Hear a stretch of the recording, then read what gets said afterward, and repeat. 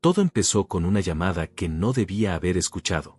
Yo estaba en la cocina, preparando mi café de la tarde, cuando sonó el teléfono de Hugo. Mi yerno había dejado el auricular sobre la mesa y se había ido al baño, pero la llamada siguió conectada. Al principio no le presté atención, pero entonces escuché su voz desde el pasillo, hablando con alguien. Este viejo es un patético completo, decía riéndose. Siempre se hace el bueno, pero ni sospecha que vendimos su casa ayer. Me quedé paralizado, con la taza de café temblando en mis manos. Hugo continuó, le dijimos que era solo un trámite de impuestos, que necesitábamos algunos papeles. El muy ingenuo firmó todo sin leer nada. Las palabras me atravesaron como cuchillos.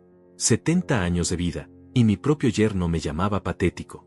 Pero lo que más me dolió fue darme cuenta de que tenía razón en algo. Yo había confiado ciegamente. Siempre había sido así, desde que Leticia murió hace 3 años.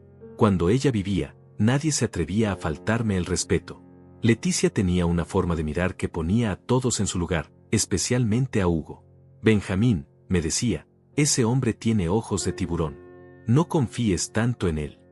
Pero yo creía que exageraba, que una familia debía apoyarse mutuamente. Después del funeral, las cosas comenzaron a cambiar poco a poco. Hugo y Bárbara empezaron a visitarme más seguido, siempre con alguna excusa. Papá, no puedes vivir solo en esta casa tan grande, decía mi hija. Es mejor que vengas a vivir con nosotros. Pero yo me resistía. Esta casa era mi refugio, el lugar donde Leticia y yo habíamos criado a Bárbara, donde cada rincón guardaba nuestros recuerdos. El reloj de la sala marcaba las 5 de la tarde cuando Hugo regresó del baño. Su rostro cambió al ver mi expresión. «Benjamín, ¿te sientes bien? Te ves pálido». Yo asentí en silencio, fingiendo que no había escuchado nada. Pero por primera vez en meses, veía a mi yerno con claridad. Era un hombre alto, de unos 40 años, con el cabello perfectamente peinado hacia atrás y una sonrisa que ahora me parecía falsa. Sus ojos, como había dicho Leticia, eran fríos y calculadores. ¿Cómo no lo había notado antes? Solo estoy un poco cansado, le dije, tratando de mantener la voz firme. Hugo asintió, pero noté cómo sus ojos se desviaron hacia el teléfono. Se dio cuenta de que la llamada seguía conectada y rápidamente colgó. Su expresión cambió por un segundo, una sombra de preocupación cruzó su rostro, pero enseguida volvió a sonreír. Bueno, suegro, Bárbara me pidió que le trajera estos documentos. Sacó una carpeta de su maletín y la puso sobre la mesa. Son algunos papeles de la casa, nada importante. Solo firme aquí y aquí. Señaló con el dedo 2 líneas marcadas con X. Ahora entendía. Todos esos documentos que había firmado las últimas semanas no eran trámites menores. Eran la transferencia de mi propiedad, mi hogar, mi vida entera. Y yo, como el patético que Hugo creía que era, había firmado mi propia sentencia sin leer ni una sola línea. Recordé el día que compré esta casa. Tenía 30 años, acababa de casarme con Leticia y trabajaba 12 horas diarias en la fábrica textil. Cada peso que ganaba lo guardaba para el enganche. Leticia cosía por las noches para ayudar con los gastos. Tardamos 5 años en reunir el dinero suficiente, pero cuando finalmente recibimos las llaves, nos abrazamos y lloramos de alegría en el portal. Esta casa será nuestro hogar para siempre, le dije a Leticia aquella noche. Ella sonrió y puso su mano sobre mi mejilla. Y aquí criaremos a nuestros hijos, y ellos traerán a sus hijos. Nunca imaginé que 40 años después, esos mismos hijos me quitarían todo lo que habíamos construido juntos. En el dormitorio principal, sobre la cómoda, todavía estaba la fotografía de nuestra boda. Leticia llevaba un vestido blanco sencillo que ella misma había cosido, y yo lucía mi único traje bueno. Éramos jóvenes, pobres, pero teníamos sueños y sobre todo, nos teníamos el uno al otro. Benjamín, me decía Leticia cada mañana mientras me preparaba el café, recuerda que un hombre vale por su palabra y por cómo trata a su familia. Yo siempre había vivido según esos principios. Trabajé honestamente, crié a mi hija con amor, nunca le falté el respeto a nadie. Pero ahora me daba cuenta de que mi bondad había sido interpretada como debilidad. El teléfono volvió a sonar. Hugo lo contestó rápidamente, pero esta vez se alejó hacia el jardín. Lo observé desde la ventana mientras hablaba en voz baja, gesticulando nerviosamente. Cuando regresó, su sonrisa era aún más forzada que antes. Era trabajo, dijo. Siempre hay algún problema que resolver. Pero yo sabía que mentía. Probablemente era el mismo amigo de antes, o tal vez el comprador de mi casa, preguntando sobre los últimos detalles de la venta.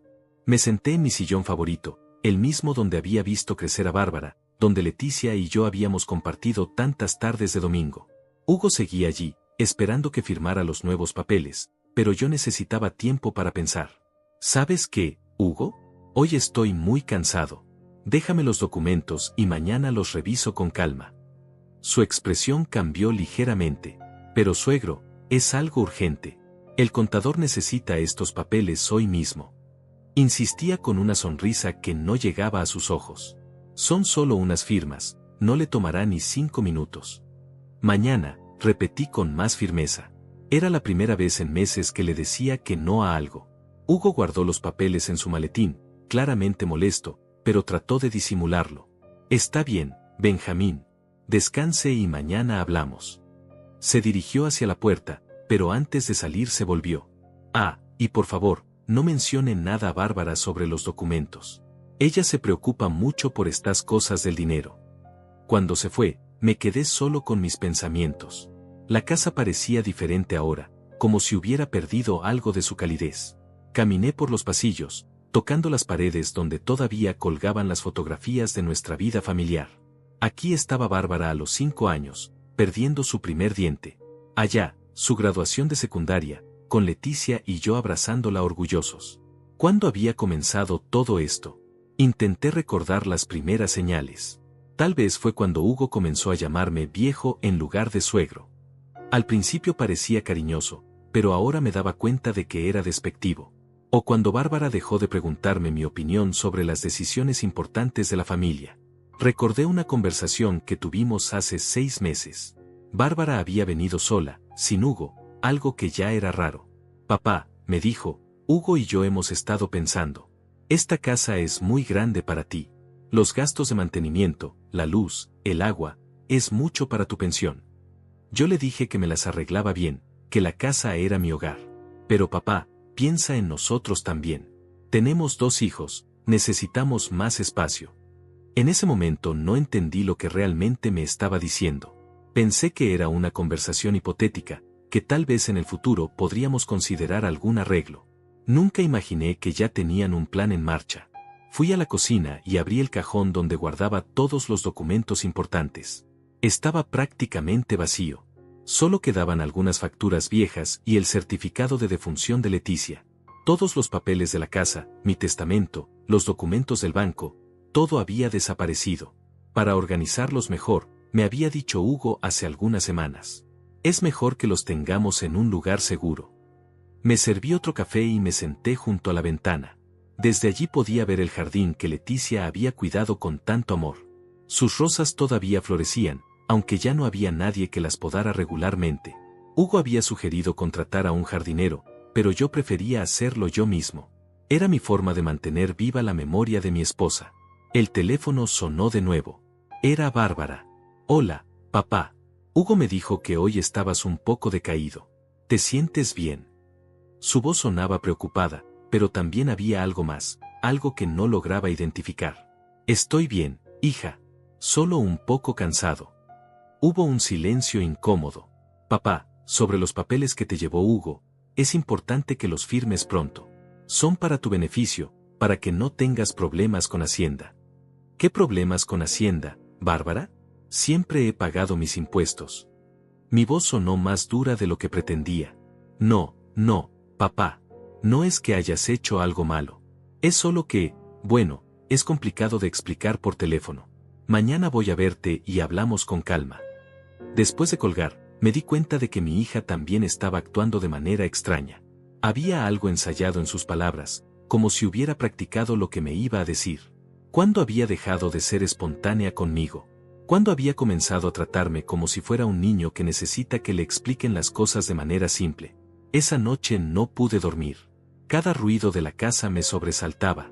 Por primera vez en años, me sentí inseguro en mi propio hogar. Caminé hasta el dormitorio principal, donde todavía conservaba todas las cosas de Leticia. Su perfume seguía en el tocador, su cepillo de cabello en el mismo lugar donde lo había dejado la última vez. Leticia, susurré en la oscuridad, tenías razón sobre Hugo. Perdóname por no haberte hecho caso. Abrí el cajón de su mesa de noche, donde guardaba sus joyas. El collar de perlas que le había regalado para nuestro 20º aniversario seguía allí, junto con los aretes que habían sido de su madre. Al menos esto no se lo habían llevado todavía. En el fondo del cajón, mis dedos tocaron algo que no recordaba haber visto antes. Era un sobre cerrado, con mi nombre escrito en la caligrafía de Leticia. Mi corazón comenzó a latir más fuerte. ¿Cómo era posible que no lo hubiera visto antes? El sobre estaba sellado y tenía fecha de hace 4 años, un año antes de que ella muriera. Lo sostuve entre mis manos, temblando. Leticia había escrito algo para mí, algo que había guardado en secreto. Con cuidado, abrí el sobre. Adentro había una carta y una pequeña llave dorada que no reconocí. Con las manos temblorosas, desdoblé la carta de Leticia. Su letra, siempre tan cuidada y elegante, me transportó inmediatamente a todos esos años compartidos. Mi querido Benjamín, comenzaba, si estás leyendo esto es porque ya no estoy contigo, y probablemente estás enfrentando problemas que yo temía que llegaran. Mis ojos se llenaron de lágrimas mientras continuaba leyendo. Conozco tu corazón noble, mi amor. Siempre has creído en lo mejor de las personas, especialmente de nuestra familia. Pero he notado cosas que me preocupan profundamente. Hugo no es el hombre que aparenta ser, y me duele decir que nuestra Bárbara está cambiando bajo su influencia. La carta continuaba, durante mis últimos meses, cuando estaba enferma, escuché conversaciones que no debía haber escuchado. Hugo hablaba por teléfono sobre nuestras propiedades, sobre tu pensión, sobre planes para el futuro que no te incluían como dueño de tu propia vida. Bárbara lo defendía, decía que era, por tu bien, que eras demasiado confiado para manejar las finanzas. Me detuve un momento, limpiándome las lágrimas. Leticia había sabido todo esto y nunca me había dicho nada directamente. Pero por supuesto, ella conocía mi carácter. Sabía que yo nunca habría creído algo así de mi propia hija sin pruebas contundentes. Por eso he tomado precauciones, continuaba la carta. La pequeña llave que encontraste abre una caja de seguridad en el Banco Central, sucursal del centro. El número es 2847. Allí encontrarás documentos que te protegerán, copias de todo lo importante, y algo más que te dará fuerzas para enfrentar lo que viene. Mi corazón latía aceleradamente. Leticia había estado preparándose para esto, protegiéndome incluso después de su muerte. Benjamín, recuerda que un hombre no se define por lo que le quitan, sino por cómo responde cuando le quitan todo. Tú eres más fuerte de lo que crees, y más inteligente de lo que ellos imaginan. La carta terminaba, no permitas que te traten como un estorbo en tu propia vida. Esta casa, todo lo que construimos juntos, es tuyo por derecho. Pero más importante que cualquier propiedad es tu dignidad. Lucha por ella, mi amor. Yo estaré contigo en cada paso que des. Con todo mi amor eterno, tu Leticia. Guardé la carta contra mi pecho y lloré como no había llorado desde el funeral. Pero estas no eran lágrimas de tristeza, sino de gratitud y determinación. Mi esposa, incluso en sus últimos días, había pensado en mi bienestar. Había sido mi guardiana silenciosa, preparando el camino para que yo pudiera defenderme. Al día siguiente, muy temprano, me dirigí al banco. Era un edificio viejo pero elegante en el centro de la ciudad, donde Leticia y yo habíamos abierto nuestra primera cuenta corriente cuando éramos jóvenes. El empleado me guió hasta la sala de cajas de seguridad en el sótano. Mis manos temblaron al insertar la llave. Dentro de la caja había varios documentos cuidadosamente organizados en carpetas. La primera contenía copias de todos los papeles de la casa, escrituras, certificados de propiedad, recibos de pagos del impuesto predial. Todo estaba a mi nombre, como correspondía. La segunda carpeta contenía algo que me sorprendió: fotografías de Hugo entrando y saliendo de oficinas inmobiliarias, imágenes de él reuniéndose con hombres que no conocía, copias de cheques con su firma. Leticia había contratado a alguien para que lo siguiera. También había grabaciones en pequeños casetes, conversaciones telefónicas donde Hugo hablaba sobre convencer al viejo y acelerar el proceso. Pero lo que más me impactó fue la tercera carpeta. Contenía documentos de una cuenta bancaria que desconocía por completo. Leticia había estado ahorrando en secreto durante años, depositando pequeñas cantidades de dinero que guardaba de los gastos de la casa. Para emergencias, había escrito en una nota adjunta: para cuando necesites comenzar de nuevo. La cantidad era considerable. Suficiente para vivir dignamente por muchos años, suficiente para contratar a los mejores abogados, suficiente para demostrar que no era el viejo patético que Hugo creía que era. Salí del banco con una sensación completamente diferente. Por primera vez en meses, me sentía como el hombre que había sido antes, el que había trabajado duro para construir una vida, el que había criado a una familia, el que había amado profundamente a una mujer extraordinaria. Regresé a casa y esperé. A las 3 de la tarde, como había prometido, llegó Bárbara. Venía sola, algo que me pareció curioso. «Hola, papá», me dijo, dándome un beso en la mejilla. «¿Cómo amaneciste?». Su voz sonaba forzadamente alegre. «Bien, hija. Muy bien». Me senté en mi sillón y la observé detenidamente. Era hermosa, se parecía mucho a Leticia cuando era joven. Pero había algo en su expresión que me dolía ver, una dureza que no recordaba de antes. «Papá, quería hablar contigo sobre los documentos de ayer». Se sentó en el sofá, al borde, como si estuviera lista para salir corriendo. «Es importante que los firmes pronto. Hugo está muy preocupado por tu situación legal». «¿Qué situación legal, Bárbara?». Mantuve mi voz calmada, aunque por dentro estaba ardiendo. «Hasta donde yo sé, no tengo problemas con la ley». Ella se removió incómoda. «Bueno, no es que tengas problemas. Es que, mira, papá, a tu edad es normal que se te olviden cosas. Los impuestos, los pagos, las fechas. Hugo solo quiere ayudarte a organizarte mejor». «Se me olvidan cosas». La frase me molestó profundamente. «Bárbara, tengo 70 años, no 90. Mi mente está perfectamente clara». «Sí, sí, por supuesto», se apresuró a decir. «Es solo que, bueno, vivir solo en esta casa tan grande no es bueno para ti. Necesitas compañía, necesitas que alguien te cuide». «¿Quién dice que necesito que me cuiden?». «Papá, todos lo vemos. Hugo, yo, hasta los vecinos han comentado que te ven despistado últimamente». Mentía, y yo lo sabía. Los vecinos, especialmente Matilde de la casa de al lado, siempre me saludaban con cariño y nunca habían mencionado nada sobre mi supuesta confusión. «Bárbara», le dije, mirándola directamente los ojos, «¿tú realmente crees que soy incapaz de cuidar de mí mismo?». Hubo un silencio incómodo. Por un momento, vi un destello de la niña que había sido, la que corría a abrazarme cuando llegaba del trabajo. Pero desapareció rápidamente. «No es eso, papá. Es que Hugo y yo queremos lo mejor para ti. Hemos pensado que podrías venir a vivir con nosotros. Los niños te extrañan, sería bueno para todos». «¿Y qué pasaría con esta casa?». «Bueno». Vaciló. «Podríamos venderla. O rentarla. El dinero sería para ti, para tu comodidad». Ahí estaba. La verdad finalmente salía a la luz. ¿Venderla? ¿Esta casa donde naciste, donde creciste? «Papá, es solo una casa. Lo importante es la familia, estar juntos». Me levanté y caminé hacia la ventana. El jardín de Leticia brillaba bajo el sol de la tarde. «¿Sabes qué, Bárbara? Tienes razón en algo. Lo importante es la familia.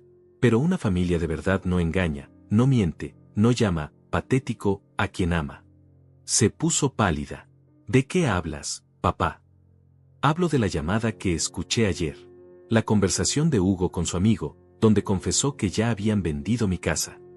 El rostro de Bárbara se descompuso completamente.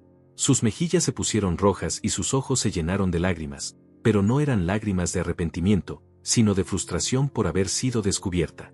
«Papá, ¿puedo explicarte?». «No hay nada que explicar», la interrumpí con una calma que me sorprendió incluso a mí mismo. «Escuché todo claramente. Tu esposo me llamó patético, dijo que había firmado la venta de mi casa sin darme cuenta, se burló de mi confianza». Bárbara se hundió en el sofá, cubriéndose el rostro con las manos. «No era la intención que te enteraras así», murmuró. «Hugo no debió haber hablado de esa manera, pero papá, en el fondo, lo hicimos pensando en ti». «¿Pensando en mí?». La frase me indignó tanto que tuve que hacer un esfuerzo por no gritar. «¿Robarme mi casa es pensar en mí?». «No es robar». Se levantó bruscamente, mostrando por primera vez su verdadero carácter. «Esta casa está deteriorándose. Los gastos son enormes, tú no puedes mantenerla, y nosotros no podemos seguir ayudándote económicamente todos los meses». Ahí estaba otra mentira. Yo nunca les había pedido ayuda económica. Mi pensión era modesta pero suficiente para mis gastos. ¿Ayudarme económicamente? ¿Cuándo te he pedido dinero, Bárbara? Bueno, no directamente, Pero comenzó a balbucear, buscando argumentos que no existían. Hugo dice que en el futuro vas a necesitar cuidados especiales, una residencia para adultos mayores, tratamientos médicos. Todo eso cuesta mucho dinero. Hugo dice. Repetí con amargura. ¿Y tú qué dices, Bárbara? ¿Qué piensa mi hija, no la esposa de Hugo? Ella se quedó callada, mirando al suelo. En ese silencio encontré mi respuesta. Mi hija había desaparecido hace mucho tiempo, reemplazada por una mujer que priorizaba los deseos de su marido por encima del respeto hacia su padre. Mira, papá, dijo finalmente, con un tono más duro, entiendo que estés molesto, pero esto ya está hecho. La casa se vendió, los papeles están firmados, el dinero ya se depositó. No podemos echarnos para atrás ahora. ¿El dinero se depositó? ¿En qué cuenta? En una cuenta que abrimos para ti. Es por seguridad, para que no tengas que preocuparte por manejar cantidades grandes de dinero. Cada palabra era como una bofetada. No solo me habían robado mi casa, sino que también controlaban el dinero de la venta. Me habían convertido en un prisionero en mi propia vida. Necesito ver esos documentos, le dije con firmeza. Quiero ver exactamente qué fue lo que firmé. Papá, no te van a decir nada nuevo. Son papeles legales muy complicados. Hugo puede explicarte todo mejor que yo. No quiero que Hugo me explique nada. Quiero ver los documentos. Ahora. Bárbara suspiró con exasperación. Están en casa de Hugo. Si quieres, mañana los traemos y... No. Vamos ahora mismo a buscarlos. Papá, Hugo está trabajando, no podemos molestarlo. Bárbara, la interrumpí, y algo en mi tono hizo que me mirara con atención. Soy tu padre. He trabajado durante 50 años para construir todo esto. He criado, he amado, he respetado.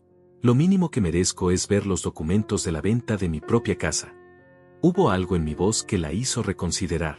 Tal vez por primera vez en meses vio al hombre que había sido, no al viejo patético que Hugo había pintado en su mente. Está bien, dijo reluctantly. Vamos a casa, pero Hugo va a estar muy molesto por la interrupción. El trayecto en auto fue tenso y silencioso. Yo observaba las calles de mi barrio, preguntándome cuántas veces más podría verlas. Cuando llegamos a la casa de Bárbara y Hugo, una construcción moderna en una zona residencial exclusiva, me di cuenta de algo que antes no había notado. Vivían mucho mejor de lo que sus ingresos aparentes podían permitir. Hugo estaba en su estudio, hablando por teléfono cuando entramos. Al vernos, su expresión cambió drásticamente. Te llamo después, dijo rápidamente y colgó. Benjamín, qué sorpresa. ¿Todo bien? Quiero ver los documentos de la venta de mi casa. Su sonrisa se desvaneció. Perdón. Los documentos que firmé. Quiero verlos todos. Hugo miró a Bárbara, quien le hizo una seña que no pude interpretar. Por supuesto, suegro, pero puedo preguntar por qué el interés súbito. Porque es mi casa y tengo derecho a saber qué fue exactamente lo que vendí, a quién, y por cuánto. Hugo se dirigió a un archivo y sacó una carpeta gruesa. Aquí están todos los documentos. Pero le advierto que son papeles muy técnicos, llenos de terminología legal que puede resultar confusa. Tomé la carpeta y comencé a revisarla.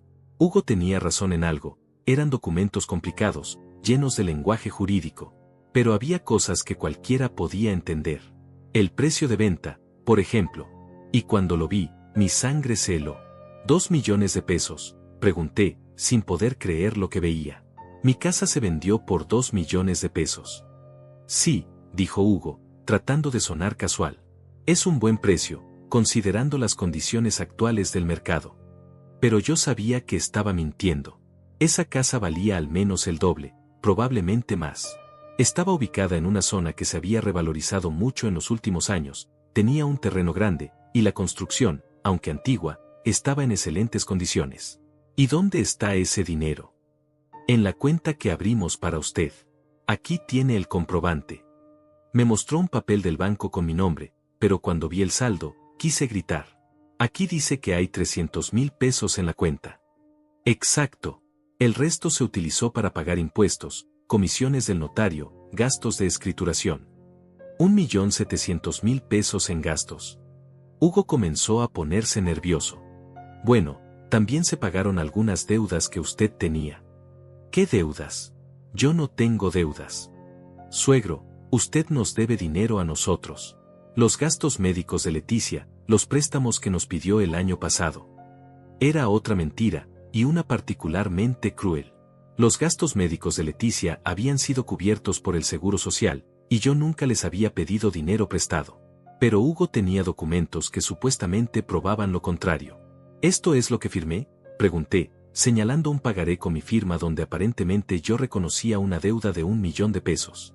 Sí, papá, intervino Bárbara. ¿No recuerdas? Fue cuando mamá estaba muy enferma, necesitábamos dinero para tratamientos especiales. Pero yo sí recordaba ese día. Hugo me había traído esos papeles diciéndome que eran formularios del seguro médico. Yo había firmado confiando en su palabra, nunca imaginando que estaba firmando reconocimientos de deuda falsos. Ustedes me engañaron, dije, sintiendo como la rabia crecía en mi pecho. Me hicieron firmar documentos mintiendo sobre su contenido. Papá, no es así, comenzó Bárbara, pero Hugo la interrumpió. Benjamín, sé que esto es confuso para usted, pero todo está perfectamente legal. Tiene su dinero en el banco, tiene garantizada una casa donde vivir con nosotros, no tiene que preocuparse por nada más. ¿Una casa donde vivir con ustedes? Como su huésped, como su carga. Como nuestro padre, dijo Bárbara, pero sus palabras sonaban huecas. No, respondí, levantándome con toda la dignidad que pude reunir. Un padre se respeta, se consulta, se incluye en las decisiones. Lo que ustedes han hecho conmigo es tratarme como a un incapaz mental. Hugo se acercó a mí con esa sonrisa condescendiente que tanto odiaba. Suegro, entiendo su molestia, pero a veces los adultos mayores se confunden con los números, con los papeles legales. Es normal. Por eso estamos nosotros, para ayudarlo. Esa fue la gota que derramó el vaso. Adultos mayores confundidos, repetí. Hugo, tengo 70 años, no soy un niño ni un enfermo mental. Y definitivamente no soy un patético, como le dijiste a tu amigo por teléfono. Su rostro se puso completamente pálido. Yo, no sé de qué habla. Sé exactamente de qué hablo. Escuché toda la conversación. Sé que se burlaron de mí, que me llamaron ingenuo, que celebraron haberme engañado. El silencio que siguió fue ensordecedor. Hugo y Bárbara se miraron, y en esa mirada vi la confirmación de todo lo que había sospechado. En ese momento de silencio absoluto, algo cambió dentro de mí. Durante meses había sido el anciano sumiso que ellos querían que fuera, pero la humillación tenía un límite. Me irguí todo lo que pude y los miré con una serenidad que los desconcertó. Hugo, dije con voz pausada, durante 3 años has estado en mi casa, has comido en mi mesa, has fingido respeto hacia mí. Pensé que eras un buen hombre para mi hija, alguien que la haría feliz y que me daría nietos que pudiera amar. Hugo trató de interrumpir, pero levanté la mano para silenciarlo. No he terminado. Durante todo este tiempo, has estado planeando robarme. No hay otra palabra para lo que han hecho. Robar. Y lo peor de todo es que convenciste a mi propia hija de que participara en este engaño. Bárbara comenzó a llorar, pero eran lágrimas de frustración, no de arrepentimiento. Papá, no entiende la situación completa. Esa casa es demasiado para usted. Los gastos, el mantenimiento, la soledad. Pensamos que era lo mejor. ¿Lo mejor? ¿Mentirme era lo mejor? ¿Falsificar documentos era lo mejor? ¿Burlarse de mí como si fuera un tonto era lo mejor? Hugo recuperó un poco de compostura e intentó tomar control de la situación. Benjamín, sé que está molesto, pero las cosas ya están hechas. La casa ya se vendió, los papeles están firmados ante notario. No hay vuelta atrás. Lo mejor es que acepte la situación y sigamos adelante como una familia. ¿Como una familia? La pregunta salió cargada de ironía. Hugo, las familias se construyen sobre respeto y confianza. Ustedes destruyeron ambas cosas. Me dirigí hacia la puerta, pero antes de salir me volví para mirarlos una última vez. Tienen razón en algo, no hay vuelta atrás. Pero no en el sentido que ustedes piensan. ¿Qué quiere decir con eso?, preguntó Hugo, y por primera vez detecté un matiz de preocupación en su voz. Quiere decir que el patético viejo que conocían ya no existe, y van a descubrir que subestimaron gravemente al hombre que realmente soy. Salí de esa casa con paso firme, dejándolos con sus dudas y su culpa.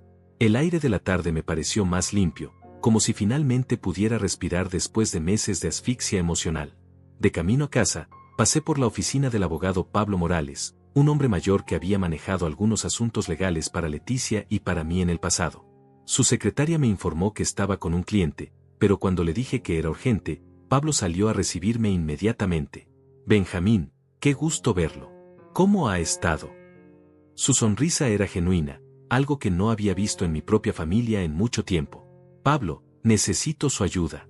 Creo que he sido víctima de un fraude. Su expresión cambió inmediatamente.